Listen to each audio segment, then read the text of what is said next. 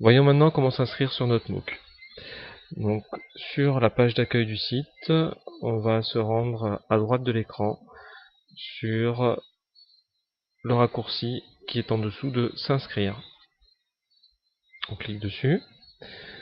Une fois qu'on a cliqué dessus, on a une page d'inscription. Cette page d'inscription, il y a une petite introduction qui précise qu'on doit déjà avoir fait une demande d'adhésion au groupe avant de s'inscrire sur le site. Si la demande d'adhésion au groupe n'a pas été faite, il y a un raccourci à ce niveau-là en rouge pour permettre de faire cette demande d'adhésion au groupe.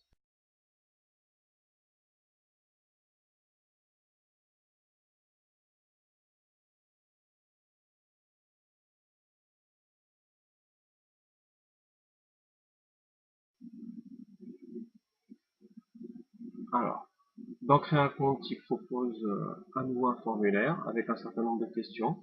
Donc j'ai créé un compte, une adresse mail fictive pour cette opération. Donc candideconnectiviste@yahoo.fr. On choisit un mot de passe, peu importe lequel, comme ça se tromper.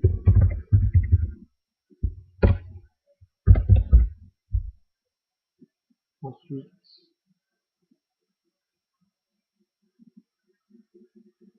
il demande, et c'est impératif, d'indiquer sa date de naissance. Je peux la mettre, je suis pas trop complète. Et ensuite, on a un petit test anti-robot. Il va falloir compléter sans se tromper.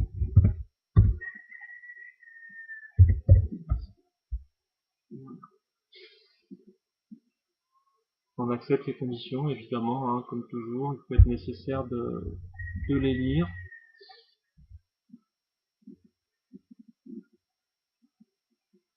Et voilà, on vient de se créer un compte Google Chrome.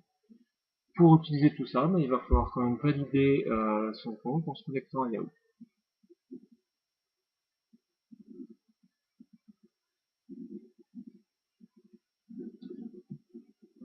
Il propose ici de vérifier les coordonnées. Ici, on va faire une recherche Yahoo. On va se connecter sur sa boîte mail. Sur sa boîte mail, ici, dans la boîte de réception, on doit avoir un nouveau message. Voilà. Donc, on va pouvoir activer normalement son adresse en cliquant sur ce lien.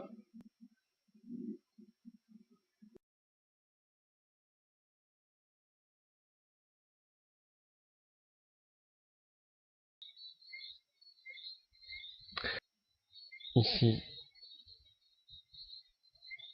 pour Google Group, on va configurer les avertissements de messages du groupe. Ça va permettre de voir à quelle fréquence on va recevoir des mails nous informant de l'évolution des débats dans le groupe. On va choisir un pseudonyme.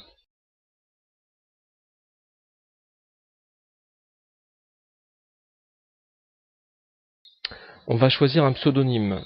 Donc ça c'est important. Ce pseudonyme, c'est lui qui va définir l'identité numérique qu'on aura dans le MOOC. L'idée c'est d'avoir simplement la même identité, que ce soit dans le groupe de discussion, que ce soit aussi dans le MOOC. Donc ce pseudonyme là, il va falloir le noter et l'enregistrer. Donc là je vais l'appeler Candide971. Pour être sûr de ne pas l'oublier pour la suite, je le sélectionne et j'en fais une copie. Je vais envoyer la demande. On a un message de confirmation ici qui nous dit que on a notre demande d'inscription qui a été envoyée.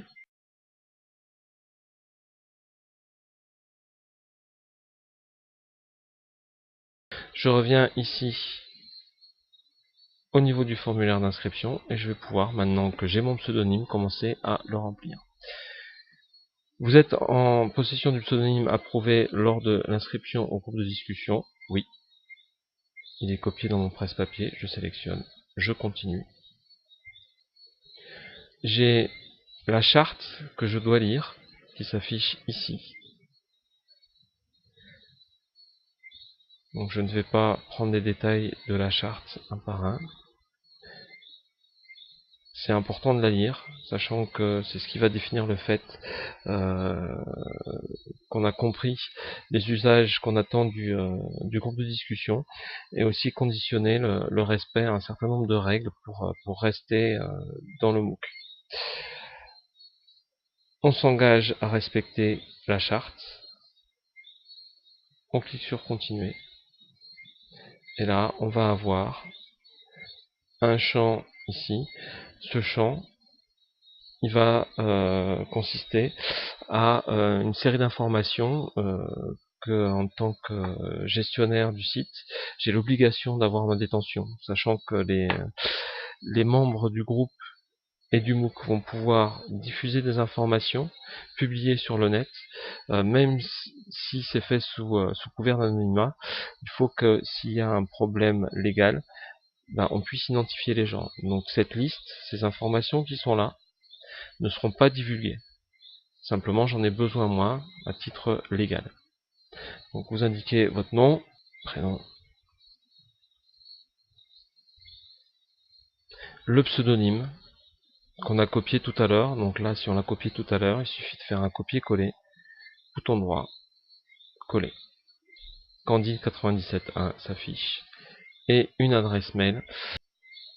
Voilà, alors je peux tout à fait utiliser une adresse mail qui n'est pas une adresse Gmail. D'accord, je peux prendre mon adresse habituelle. Continuer. Voilà, l'adhésion a été effectuée. Et le compte Google Group sera prochainement activé. Confirmation de la fin. Envoyer quelques petites répétitions. Les réponses ont été enregistrées. Ok, c'est terminé. Voilà. Passez cette étape sous 48 heures, votre compte du groupe de discussion devrait être activé et vous permettre de commencer à échanger vos pratiques avec les autres membres de la communauté.